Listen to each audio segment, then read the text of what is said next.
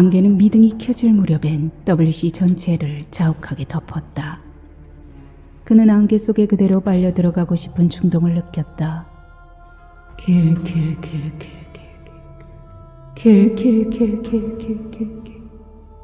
갑자기 머리칼이 곤두서고 심장이 끓어오르며 허파를 부풀렸다.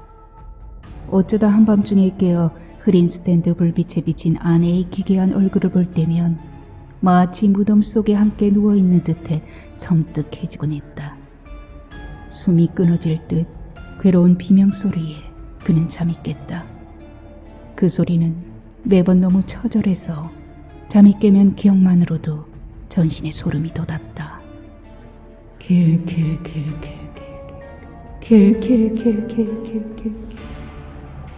안개 소리는 더 자주 그의 귀를 맴돌았다.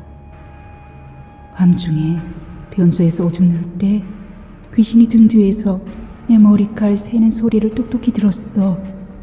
넷을 셀 때 뛰쳐나왔지. 머리칼을 다 센 사람은 죽는데. 화면을 꽉 채운 여자의 벌거벗은 몸에서 붉은 피가 쏟아졌다. 피는 살아있는 물체처럼 꿈틀거리며 화면 아래로 길게 흘러내렸다. 아이는 안 나올 거야. 미쳤군. 이유가 뭐야? 그의 아이를 마음대로 처형하고 이대로 떠나게 둘 수는 없었다. 그는 경찰봉을 꽉 움켜쥐고 자신도 모르게 자리에서 벌떡 일어섰다. 경찰봉을 한 손에 쥔 아내가 기묘한 표정으로 그를 내려다보고 있었다. 킬.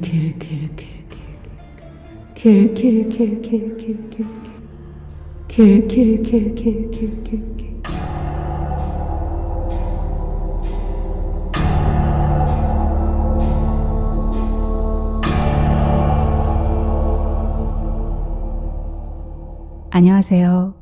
하루하루 소리를 담다 하소담이에요. 만남에는 그리움이 따라야 시들해지지 않는다고 하죠. 여러분은 하소담이 그리웠을까요? 구독자분들과 진정한 만남을 위해 오늘도 하소담은 영상을 끝없이 가꾸고 만지고 있습니다. 텃밭에 시원한 오이를 따서 보내고 싶은 구독자, 바로 구독자님께서 요청한 여름 스릴러 오늘 준비했습니다. 유혜숙 작가님의 안개소리입니다. 하소담의 다른 영상들과 다소 이질감은 있지만 이 여름을 시원하게 해줄 스릴러 소설이 될 것입니다. 유혜숙 작가님은 2000년 작가 세계 신인문학상의 단편소설 명문 아파트가 당선되면서 작품 활동을 시작하셨습니다. 안개소리는 제2회 청강문학상 대상을 받은 작품으로 반사회적 인격장애를 가진 한 남자가 WC의 순찰지구대에 부임하면서 벌어지는 의욕투성이의 안개 같은 이야기인데요. 안개가 장악한 도시를 배경으로 시종 일관, 음울한 분위기를 빚어내는 그로테스크 스릴러물입니다. 제가 낭독하는 내내 숨죽이며 들으셔야 할 거예요. 이유는 끝까지 들어야 할 수 있답니다. 그러면 오늘의 소설 안개소리 낭독하겠습니다. 구독을 꾹 누르시고 하소담의 소리에 귀 기울여 주세요. 구독과 좋아요는 하소담에게 큰 사랑으로 돌아옵니다. 끝까지 함께 해주세요.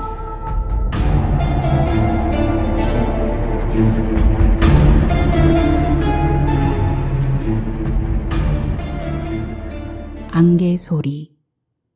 유혜숙. 그는 자전거를 천변에 세우고 수초 사이로 스물스물 괴어오르는 안개를 바라보았다. 안개는 이 도시에서 가장 흔한 기상현상이었다. 어느 때나 어느 곳에서나 불쑥 머리채를 풀고 나타났다가 슬그머니 자취를 감추곤 했다. WC로 발령받은 지 넉 달이 지났건만 이 도시는 아직 통성명도 안 한 사이처럼 서먹서먹하다. 그 서먹함 속에는 납득할 수 없는 불길함마저 깔려 있어서 그를 긴장시켰다. 안개는 미등이 켜질 무렵엔 WC 전체를 자욱하게 덮었다. 도시는 그물에 사로잡힌 한 마리 물고기처럼 비릿한 호흡을 내뿜으며 중열된 눈을 끔뻑거렸다. 이사하는 날은 비가 내렸다. 시의 경계를 넘을 때까지 말짱했고 일기예보에도 없던 느닷없는 소나기에 그는 마음이 언짢았다. 그렇잖아도 젖은 속옷을 입은 것처럼 몸과 마음이 내내 눅눅하던 그였다. 어머니의 장례를 치른 지 채 한 달이 안 된 데다 이사라고 해야 통근 거리를 좁히려 인접시의 낡은 연립에서 WC의 서쪽 끝에 위치한 작은 아파트로 옮기는 것에 불과했고 그것마저 얼마간의 대출까지 걸머져야 했다. 언짢았던 일은 그뿐이 아니었다. 부동산에서 만난 주인 여자에게 전세 자금을 건넨 뒤에야 이삿짐이 이미 일주일 전에 아파트를 빠져나간 것을 알았다. 시댁으로 들어간다기에 도배라도 할 수 있게 딱 하루만 편리를 봐달라고 사정했을 때도 원칙대로 하자며 눈썹 하나 까딱하지 않던 여자였다. 원칙이라는 말이 언제부터 인정머리 없는 자들의 변호인으로 둔갑했는지 알 수 없었다. 그는 비가 그치기를 기다리며 아내와 아파트 상가에 있는 식당에서 이른 점심을 먹었다. 상가의 하나뿐인 허름한 식당은 체중을 싣기 불안할 정도로 의자마다 삐걱거렸고 물그러진 야채 쓰레기가 함부로 발에 차였다. 그는 육개장을 먹었다. 육개장은 맵고 느릿했으며 알리바이처럼 두어 점 띄워놓은 고기는 가죽보다 질겼다. 그는 밥을 반 공기도 채 먹지 못했다. 그는 이 도시의 불친절과 무성의에 대해 노골적인 반감으로 얼굴이 굳어졌다. 식사를 마친 뒤에도 비는 계속 쏟아졌다. WC의 온갖 잡다한 냄새가 젖은 땅에서 질펀하게 올라왔다. 동물의 배설물과 흡사한 그 냄새는 그가 담당 지역을 순찰할 때마다 질리도록 맡는 냄새였다. 그 냄새에서 그는 이 도시의 현주소를 읽었다. 겉은 멀쩡해 보이나 지하 깊숙이 묻힌 하수관이 터져 오수가 새듯 사람들도 그렇게 낡은 하수관처럼 서서히 부식되어 가고 있는 듯했다. 미처 장비를 갖추지 못한 영세한 이삿짐 센터의 인부들은 통로의 경비실 앞에서 줄담배를 피우며 비가 그치기를 기다렸다. 담뱃값만한 경비실은 문이 닫힌 지 오래인 듯 깨진 화분과 수치인 불명의 우편물이 서너 개 떨어져 있을 뿐 경비원은 그림자도 없었다. 그는 아파트 계단을 성큼성큼 걸어 올라가서 403호의 문을 열었다. 살림살이를 몽땅 드러낸 아파트는 물 뺀 웅덩이처럼 적나라했다. 가구 뒤쪽의 벽지에서 은밀하게 서식하던 곰팡이는 비밀스러운 지도를 드러냈고 끼리끼리 모여 수군대던 먼지 뭉치들은 화들짝 놀라 사방으로 흩어졌으며 국적을 알 수 없는 동전 한 개가 죽은 채 엎드려 있었다. 그는 결정적인 단서를 찾으려는 감시교원처럼 집안 여기저기를 샅샅이 훑어본 뒤에 동전을 집어 주머니에 넣었다. 소나기의 기세가 한풀 꺾인 틈을 이용해서 이삿짐을 나르기 시작한 건 오후 2시가 지나서였다. 그는 인부들을 도와서 자잘한 짐들을 날랐다. 올망졸망 꾸려진 살림살이를 보자 기분이 몹시 을신년스러웠다. 10년쯤 세월이 지나 그가 40 중반에 이른다 해도 내 집 마련의 꿈은 불가능할 것 같았다. 인부들이 돌아간 시간은 어둠이 젖은 미역처럼 장에 한 겹씩 달라붙기 시작한 어스름 저녁이었다. 아내는 체리목의 실내 가구와 전혀 어울리지 않는 점토색의 아크릴 커튼을 쳐서 바깥과 실내를 완전히 차단했다.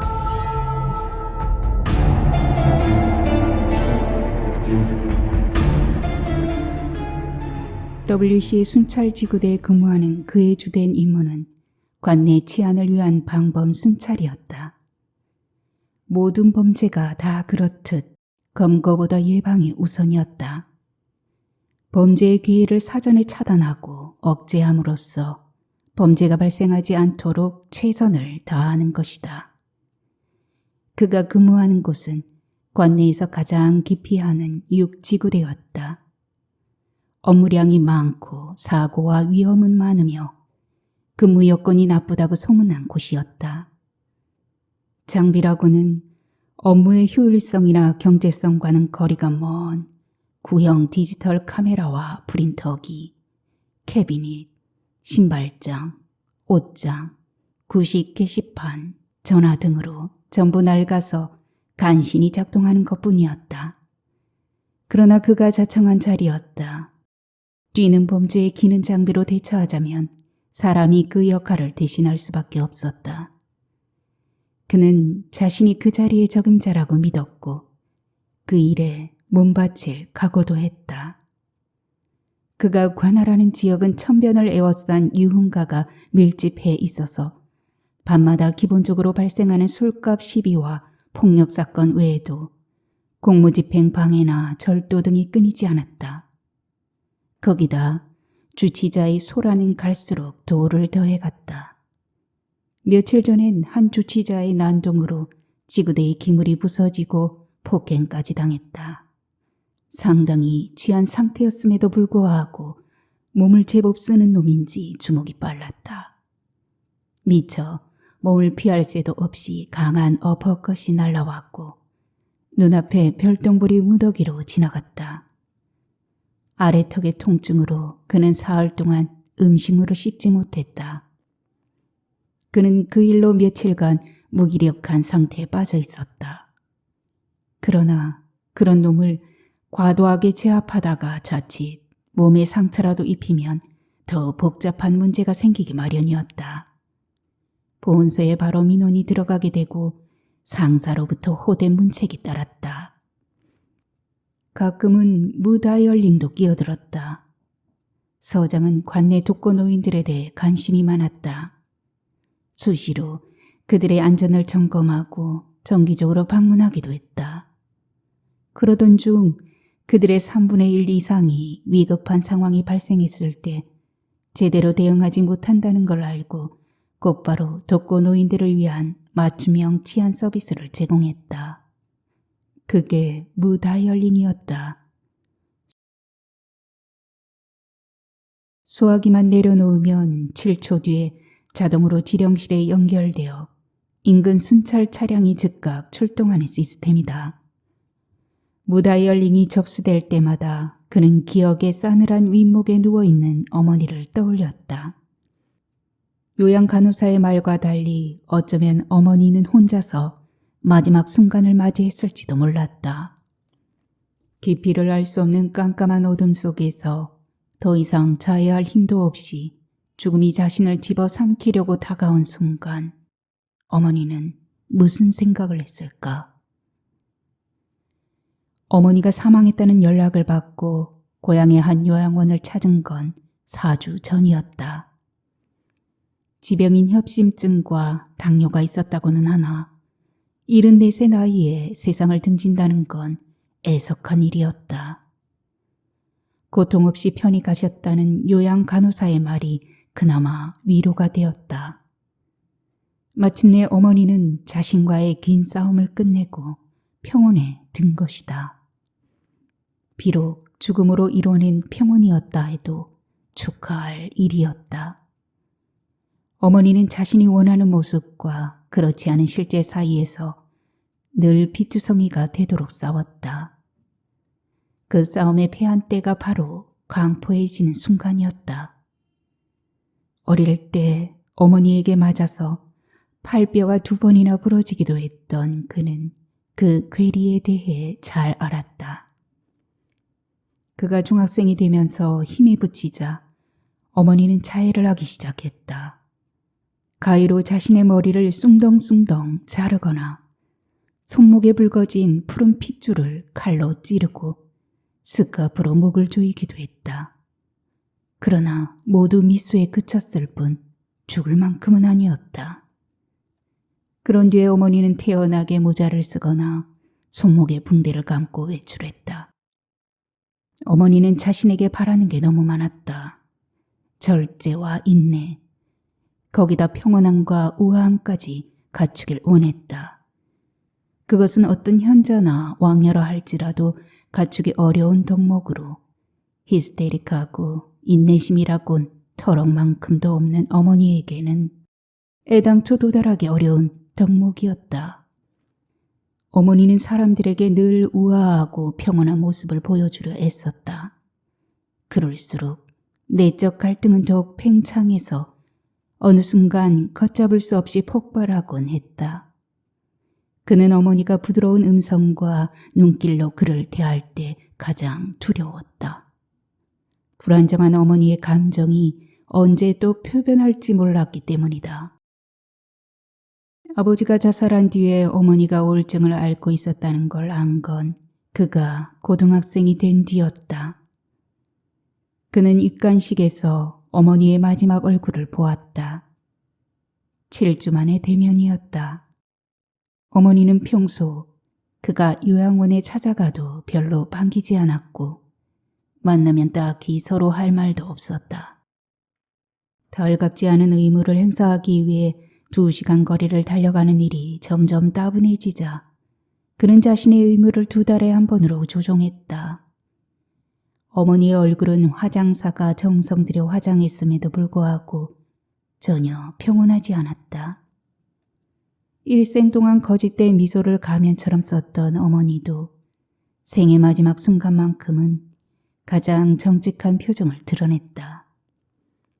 삐뚤음하게 굳은 인매는 운명을 조롱하는 듯 했고 좁은 미간은 짜증과 불평의 도끼날이 다녀간 듯 깊숙이 패여 있었다. 생전에 어머니는 화장을 거의 하지 않았다. 다만 편하지 않게 단장했던 부위가 있었다면 바로 눈썹이었다. 연갈색 섀도로 결을 따라 부드럽게 이어준 아치형의 눈썹은 부드럽고 평온한 모습을 상징하는 거지 트레이드 마크였다. 더욱이 나이보다 깨끗한 피부와 가느다란 눈은 감정의 깊이를 가늠하기 어렵게 만들었다. 그는 화장사에게 어머니의 눈썹 단장에 각별히 신경을 써달라고 부탁했다. 그의 말을 잘못 이해한 화장사는 어머니의 특징 없는 인상을 보완하기 위해 눈썹을 각지고 진하게 그렸다. 그 이상한 눈썹 때문에 어머니의 얼굴은 더 완강하고 불행해 보였다. 그는 어머니의 슬픈 미간을 쓰다듬으며 편히 가시라고 작별 인사를 했다. 경박하기 짝이 없는 눈물은 그 순간 안도하는 심정에 아부라도 하듯 한 방울도 흘러나오지 않았다.